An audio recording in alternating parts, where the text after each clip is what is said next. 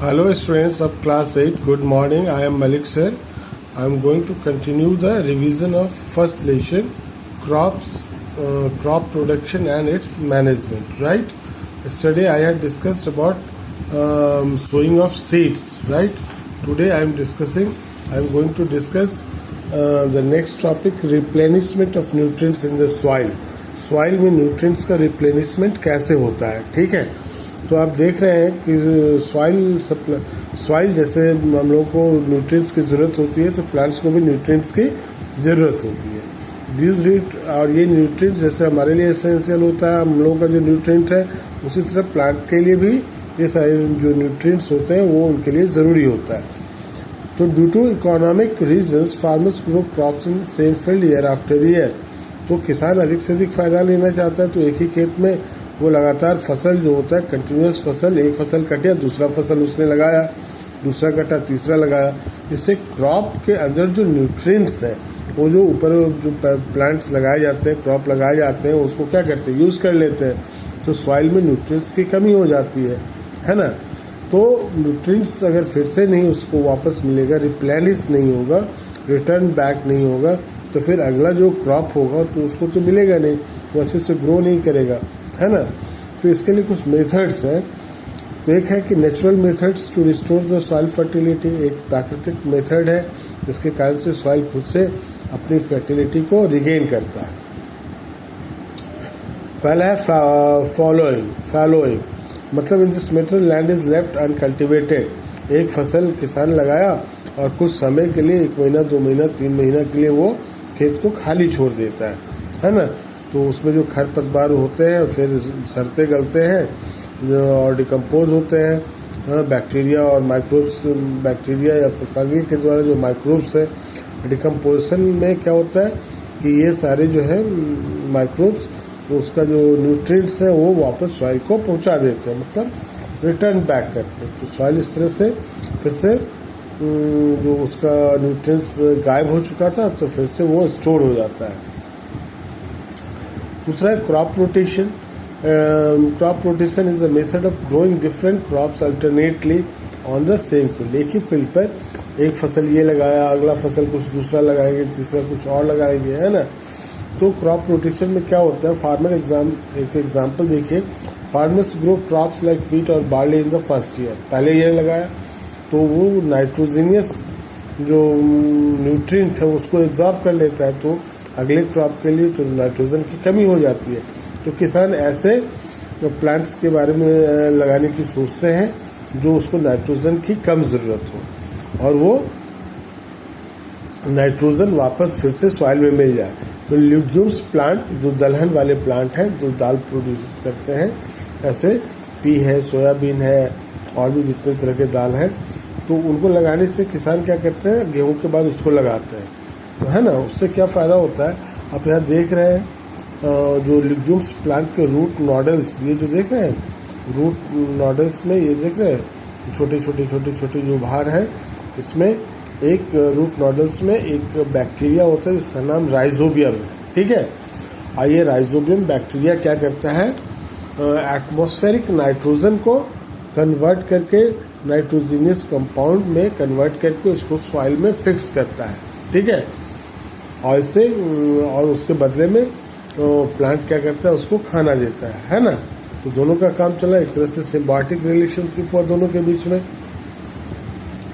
ठीक है। तो इस तरह से वो सॉइल में नाइट्रोजन को फिक्स करता है। और जब खासकर वो क्या बोल रहे बरसात के दिनों में, इसके बाद जो है धान का पैडी क्रॉप्स होता है, तो किसान क्या करते हैं, उसको उसी में जोत देते हैं, है ना। पानी नहीं रहता है खेत में तो उसी में वो सरगल जाता है। तो इस तरह से ये लिग्यूम्स प्लांट क्या करते हैं, जो नाइट्रोजन डिफिशियंसी हो गई थी उसको फिर से रिस्टोर कर देते हैं, है ना। तो इस तरह से भी सॉइल के न्यूट्रिएंट्स को ये किया जा सकता है, रिस्टोर किया जा सकता है। और एक है मिक्स क्रॉपिंग, है ना। मिक्स क्रॉपिंग में क्या होता है, किसान एक ही बार में कई फसल लगाते हैं, है ना। इसमें ऐसे फसल को चूज़ किया जाता है कि एक फसल का जो रिक्वायरमेंट है वो दूसरा फसल पूरा करता है, ठीक है। 2 or more crops are grown together in the same field. The crops are selected such that nutrient requirement जो है वन क्रॉप का वो दूसरा क्रॉप जो है वो उसको पूरा करे, है ना। Legumes crop such as pea, soybean and cereal crops like wheat और rice can be grown together in the same field, एक ही फील्ड में। Cotton and groundnut are grown together. इससे क्या होता है, कॉटन को जो न्यूट्रिएंट्स की जरूरत है वो ग्राउंडनट देता है, ग्राउंडनट को जो जरूरत है कॉटन देता है, इसलिए इस तरह से भी हो जाता है। एक और मेथड है मैन्योर्स एंड फर्टिलाइजर्स, है ना।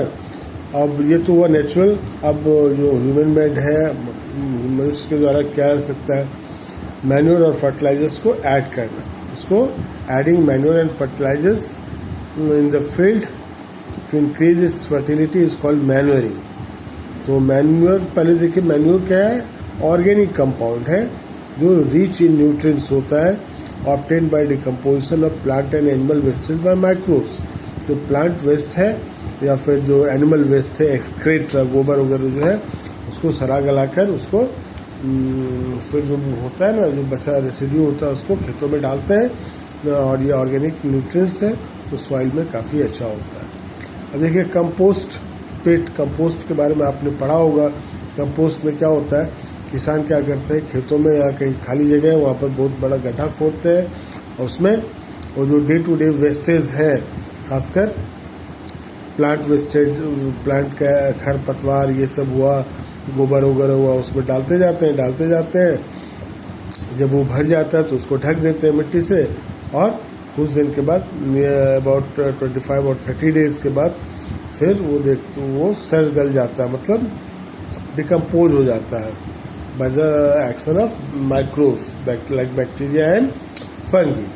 और उसका जो कंपोस्ट हो गया, अब किसान उसको ऑर्गेनिक फर्टिलाइजर हो गया, किसान उसको फिर खेतों में डालते हैं और ये कंटेन करता है essential nutrients like nitrogen, phosphorus and potassium. एक ये हो गया। अब ग्रीन मैन्योर देखिए, some crops like sun hemp है या सेसबैनिया है are grown in field before sowing the seeds. Seed को सो करने से पहले ये सारे क्रॉप्स ग्रो करते हैं और उसके बाद क्या करते हैं किसान, they are then ploughed back into the soil. फिर ये सारा जो फसल है उसको वापस सॉइल में ही प्लाव कर देते हैं, जोत देते हैं। फिर सीडलिंग आर यंग, जब सीडलिंग यंग रहता है तब, तो दिस प्लांट्स डिकम्पोज, तो सॉइल में ये प्लांट डिकम्पोज हो जाता है और soil and increase soil fertility, और सॉइल की फर्टिलिटी को ये इंक्रीज करता है ना। दूसरा फर्टिलाइजर्स आर केमिकल सब्सटेंसेस, है ना, which are rich in one or more nutrient, जिसमें एक या एक से ज्यादा न्यूट्रिएंट्स हो सकते हैं, लाइक नाइट्रोजन है, फास्फोरस है, पोटेशियम है ना। और ये मैनमेड है, ये फैक्ट्रीज में बनाए जाते हैं। कुछ एग्जांपल्स देखिए, नाइट्रोजनियस फर्टिलाइजर्स, यूरिया है, अमोनिया है, अमोनियम सल्फेट है, सोडियम नाइट्रेट है, फॉस्फेटिक फर्टिलाइजर्स है, सुपर फॉस्फेट है, अमोनियम फॉस्फेट है, पोटेशिक फर्टिलाइजर्स है, इसमें पोटेशियम सल्फेट ये सब आते हैं, है ना। कॉम्प्लेक्स फर्टिलाइजर्स में नाइट्रो फॉस्फेट है, यूरिया है, अमोनियम फॉस्फेट है। अब देखिए फर्टिलाइजर से सॉल्युबल, चूंकि फर्टिलाइजर सॉल्युबल होते हैं वाटर में and thus are easily absorb by the plant, उसको आसानी से एब्जॉर्ब कर सकते हैं और क्रॉप का जो एल्ड है उपज है वो बढ़ा देते हैं। Fertilizers are usually applied either by spraying, उसको या तो स्प्रे करके या फिर थ्रू इरिगेशन कैनाल्स के द्वारा डाल सकते हैं। अब देखिए एडवांटेज ऑफ मैन्योर्स, मैन्योर के कुछ एडवांटेजेस हैं। The organic manure is considered better than fertilizers. तो इनरिचेस, ये क्या करता है मैन्योर, आपको वाटर होल्डिंग कैपेसिटी जो है सॉइल का उसको बढ़ा देता है। Makes the soil porous, soil को पोरस भी बनाता है और एक्सचेंज ऑफ गैसेस आसानी से हो पाता है। Increase the number of soil friendly microbes की संख्या बढ़ा देता है जो मतलब फर्टिलिटी को बढ़ाने में मदद करते हैं। सॉइल का टेक्सचर अच्छा कर देता है।